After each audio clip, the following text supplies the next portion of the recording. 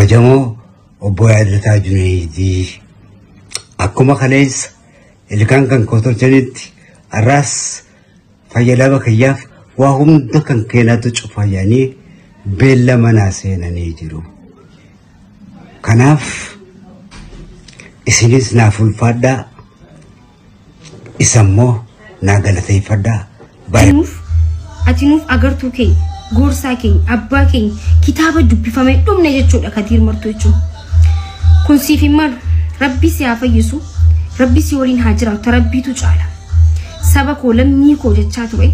sabni isaamuu isa bira dhaabbachuu qaba. Bikka jirtanii sossootanii bira dhaabbachuu qabdan. Kadiir haa gargaaru jechuun ni ulfaata wallaahi. Akkasuma miidiyaan Oromoo gaafa namni du'e poost godhu osoo hin ta'in gaafa namni dhukkubsate illee poost godhuun isinitti haa baratu. Kadiir Oromoo biraa qabu wallaalaan akka aslii kun waa'ee isaa dubbachuudha. Wallaalaan akka aslii kun haa gargaaru isiniin jechuudha. Sheekiin Oromoo eessa jira? Qeesiin Oromoonni Oromoo eessa jirtan? Eessa jirtan? Hayyoonni Oromoo gurguddaan eessa jirtan? Warri biyya bulchitan eessa jirtan? Dhugaan dhugaadha. Kursirraa waliin kaan malee dhugarraa waliin kaan. Wallaahi dhugaa isinitti himan. Bar waan tokko foloowarii maqabaatteef namnummaan si beekeef xilliq jettee osoo shayini jiru bar imaaman taatu. Saniif cal'if naa barnu. Anamma yoo birrii fidaa jira mileena takkaa lama walitti qabuufii hin danda'a. Waa'een Kadiir humna kiyyaa oli. السلام عليكم ورحمة الله وبركاته كبجمتوتا في جالة تمتوتا أردفتوتا هذا جافر كم نجا فيا قاري زبتني نجوما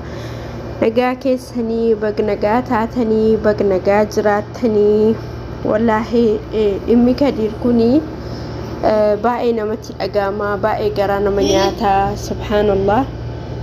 مجان كوني نما أرمو فجتها واحد دوتا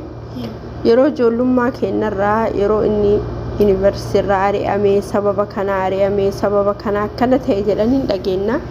yeroo san ijoolleedha jechaadha ni yaadadha bara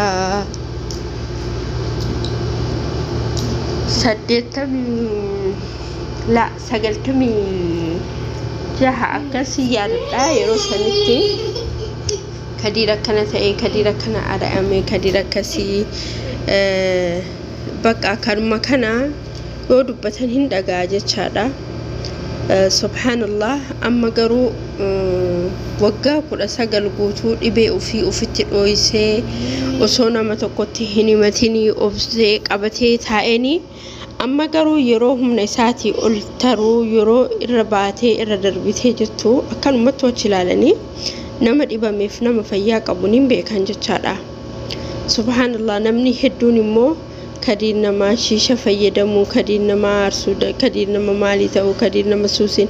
subhanallah akkanattuu qaama isaa ilaalanii namni kun dhibamaa ta'uu isaa akkanumatti ilaalanii hin beekanii qaama isaa kana ilaallee maaltu irraa argama maaltu irraa mul'ata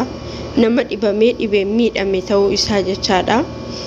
Kanuma keessa ammoo isaan subhanallah bakka olola adda addaa waan adda addaa haasa'anii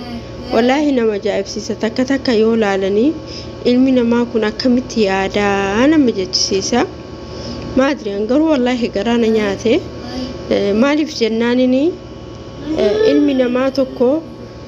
ofirra dabarsee namaaf yaadaa waggaa dheeraa yeroo baay'ee namni Oromoodhaaf yaadu keessattuu namni uf dhiisee ilmaan Oromooti bilisummaa Oromooti yaadu akkanuma jecha akkanumatti kufee hafa amma Jawaarillee odoo Rabbiin ergini hoodee madhibame kanuma jecha akkanumatti isa eeggata nama hedduu qabsaayota yoo isaanii du'anii wanni filoo isaanii maal isaanii amma mee ijoollee meeqa erga isaan du'anii booda waa'een isaanii haasa'ama jecha yeroo isaan jiraatanii gargaarsa barbaadanitti yeroo isaan eegumsa barbaadanitti namni isaan eeguun jiru namni isaan gargaaru hin jiru garuu yoo isaan du'an hoo nama hedduutu isaan jaalata jechuudha nama hedduutu waa'ee isaanii haasa'a nama hedduutu bakka injiraa miree osoo akkana godhameef osoo akkana godhame wallahi baay'ee namatti dhaga'ama. Haagalatoomuu obbo eenyudha maqaan isaa Junaydii na fakkaatee yaadduu Junaydii akkas na fakkaatee I think abbaa qabeenyaa warra Harargeeti. Ammas immoo ijoolleen gariin jirti ka gandummaa wal qabsiisan fakkeenyaaf akka Hamzaa Ibrahim Sanii Hamzaan suni dhuguma wallahi mucaa sammuu qabne mucaan sun Ustaaz Raayyaan Rabbi si haa fayyisu jedhanii yoo du'aa godhaniif jalatti dhufee barreessama inni barreesse barreeffama fokkataa baqaa jiraami nama aalima xiqqeessu deemu nama baqaa gandummaa malee waan biraa hin beekne nama sammuun isaa waa'ee gandummaa malee waa'ee fakkeenyaaf amma inni nama kadiiriif yaadu nama kadiiriif dubbatu fakkaata alimman hedduu kadiiriidhaaf alimman hedduu namni gurguddaan fakkeenyaaf Sheikh Ibrahim Ebro irraa dubbatanii du'aa godhanii fi Ustaaz Raayyaa Abbaa Macaa Ustaaz Abdurrahmaan Ustaazotni hunduu garuu inni hoo barreeffama Ustaaz Raayyaa jalatti dhaqee barreesse barreeffama fokkataa yaanii walaa iskiriinshuutii godha jedhee fudhee na dabbaree dhiise namni hedduun barreeffama isaa sanirratti ripilee godhanii waa hedduu haasa'anii waa hedduu kun ka isaa arrabsu kun ka isa gorsu kun ka deebisuuf nama kana deebisuuf hin barbaachisu nama kana jechuun nama maqaa namaatiin daldalu jechaadha fakkeenyaaf Hamzaan kuni akkana gubetti wallahi laziim namni akkanaa kuni nama fakkeenyaaf jechaadha nama dhibee kadiirin daldaluu yaadii qabu maaliif godhuu barbaadu maaliif jennaanini osoo dhuguma isa dhukkubsee jechaadha nama dhibame tokko bar rabbiin haa fayyisu jechuun guddaadha bar du'aa guddaadha nama raaqee balummoo rabbi kaaliqaatiif beeka tari Ustaaz Raayyaan rabbi biratti iddoo guddaa qabaatanii rabbiin raaqee baluu danda'a baqa gandummaa malee sammuun isaanii dhuufuu ka'umaa yaanne injira mire ummata kana laaletanii rabbiin karahmatan ngoone jecha nama guddaa ofii beekeen kabanye nama aalima ofii hin kabanye nama diinii ofii hin kabajne nama kana kadir bar islaamummaa irratti illee yoo ta'e namni akka isaa cimaan hin jiru namni akka isaa goota hin jiru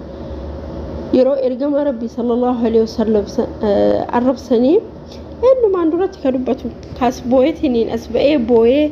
akka malee dallanii dubbatu ennu kadirima jechaadha